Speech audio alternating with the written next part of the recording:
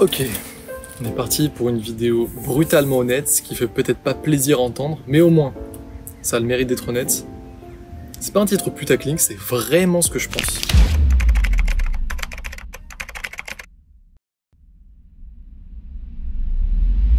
Je pense que ça va même en soulager certains, parce que c'est toujours cette petite question qu'on se pose de « mais attends, mais si c'était aussi facile, tout le monde le ferait, pourquoi du coup, personne m'en a parlé ?» Bref, ce que je veux dire, c'est que si tu te lances aujourd'hui dans le monde du business en ligne, et peut-être dans le copywriting comme je l'enseigne, la vraie vérité, c'est que tu vas certainement pas y arriver. Et là, je pense que je me tire une balle dans le pied, en tant que formateur. Parce que, forcément, ça va à l'encontre du discours que je dois tenir. Je devrais toujours motiver les gens, toujours dire « ça va le faire, tu vas réussir, c'est super », montrer tout le côté lumineux de la pièce, alors que si on prend la vérité dans son ensemble, voilà, c'est justement un ensemble, et donc il y a du lumineux, mais il y a aussi du plus sombre, et il y a beaucoup de personnes, peut-être même plus de personnes qui se lancent et qui ne réussissent pas, que de personnes qui réussissent, et tu vas sûrement en faire partie. Pourquoi ?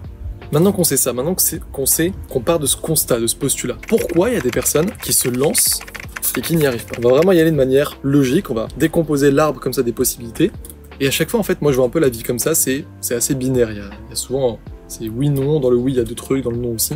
Là, il y a deux possibilités. Si la personne n'a pas de résultat, c'est soit parce que c'est pas qu'elle s'est fait arnaquer, mais elle est tombée sur un formateur qui est pas vraiment, qui devrait pas exercer ce métier, parce qu'en fait, il fait un peu trop ça pour l'argent, parce qu'en fait, il a pas mis à jour son produit depuis longtemps, parce qu'en fait, il n'y a pas de vrai accompagnement pour ses élèves, etc., etc. Et donc là, oui, forcément, la faute de la personne qui s'est lancée, c'est la première possibilité. Il y a aussi une deuxième possibilité, dont on parle moins, et qui est très réelle, qui est que la personne qui se lance, elle se lance directement avec des désillusions. Et ça peut aussi être en vérité la faute du formateur, parce que si une personne se lance en se disant « je vais gagner de l'argent rapidement et facilement », parce que le formateur lui a dit ça, ou parce que, à cause de tout cet écosystème pourri de gens qui disent « mais bien sûr, tu vas pouvoir gagner de l'argent facilement, rapidement, tu vas aller à Dubaï, louer des Lambeaux, t'acheter une Rolex », il y a tout un paradigme d'inconscient collectif qui se crée dans la tête de ces personnes, qui se lancent du coup pour gagner de l'argent facilement et rapidement. Mais qu'est-ce qui se passe? Comme c'est décorrélé de la réalité, comme l'entrepreneuriat, comme le fait de se lancer tout seul, c'est pas facile, et c'est pas rapide, il y a un gap entre les deux, il y a une dissonance cognitive, et donc il y a des personnes qui abandonnent.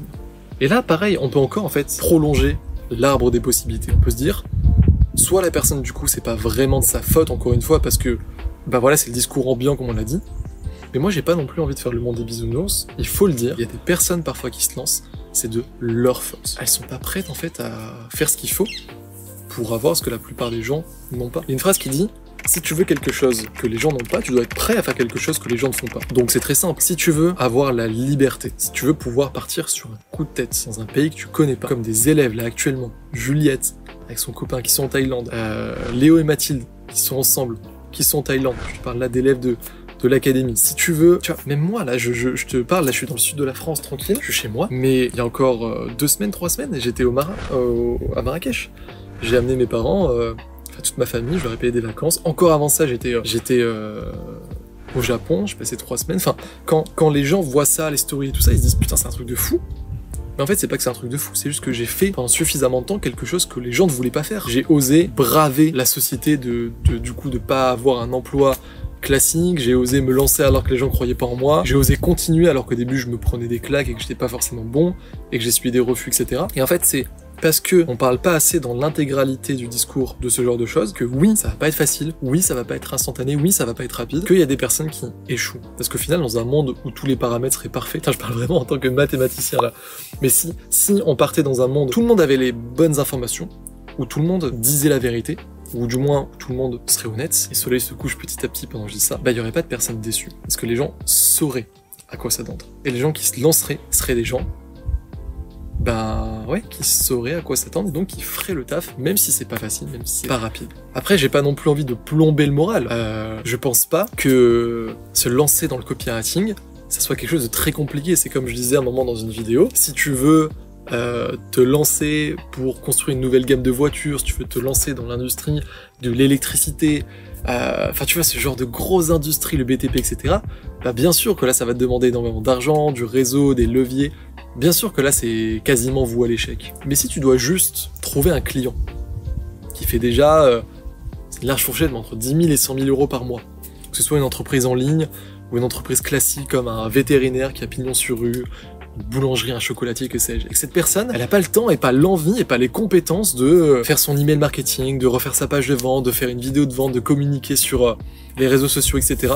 Est-ce que c'est vraiment compliqué de te faire payer 1000, 2000, 3000 euros par mois par cette personne pour faire quelque chose qui va lui rapporter plus d'argent qu'elle a pas forcément envie de faire et que tu fais mieux qu'elle?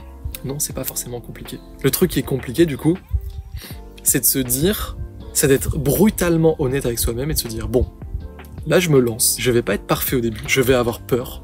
Je dois quand même le faire malgré le fait que j'ai peur. Je dois quand même le faire malgré le fait que j'ai pas l'impression d'être capable de le faire. Et je dois conscientiser le fait que les 3, 4, 5 premiers clients que je vais contacter ne vont pas me répondre. Ou alors vont me dire non, on n'a pas le temps. Ou alors non, on a quelqu'un d'autre, etc.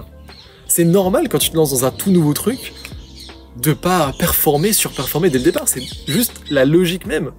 Je veux dire, moi, je me souviens très bien quand j'ai commencé la boxe, pour faire un parallèle, j'étais nul à chier. Je me prenais des coups, j'avais peur des coups que j'allais recevoir, je me disais putain c'est compliqué, je vais jamais y arriver, etc. Et aujourd'hui je suis pas un grand champion, mais voilà, je sais me tenir devant un adversaire, je sais bloquer, je sais esquiver, je sais remiser, juste parce que il y a la durée de temps, comme dans n'importe quel domaine, que ce soit le piano, que ce soit la pâtisserie, que ce soit tout en fait.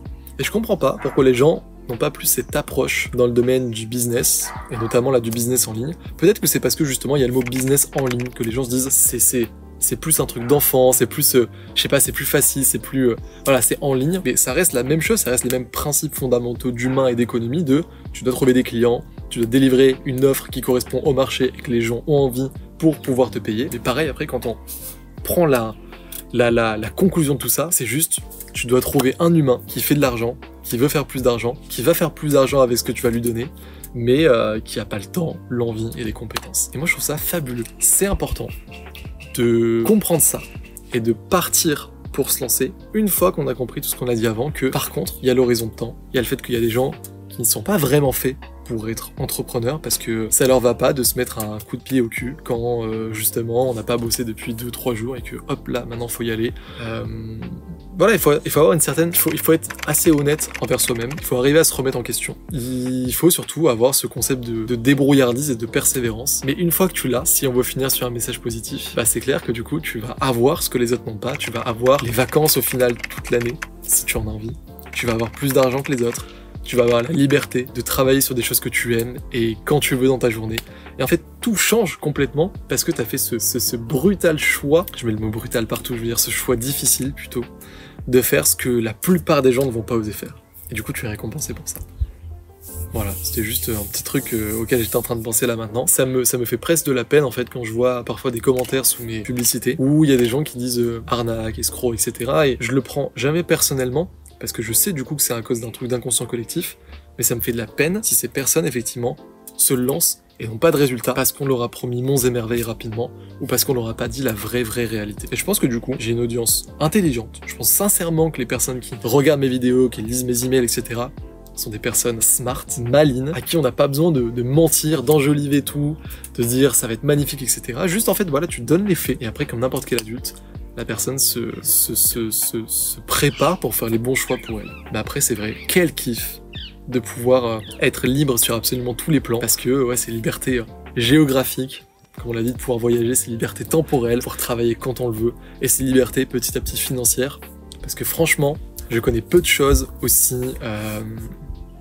rassurantes et gratifiantes que de voir son compte en banque comme ça augmenter tous les mois, en pouvant mettre de l'argent de côté, en étant plus serein, parce que waouh, on a la capacité de générer de l'argent de par nos propres idées, de par nos propres moyens, sans dépendre d'une économie, sans dépendre d'un gouvernement, sans dépendre d'un patron. Je trouve ça incroyable.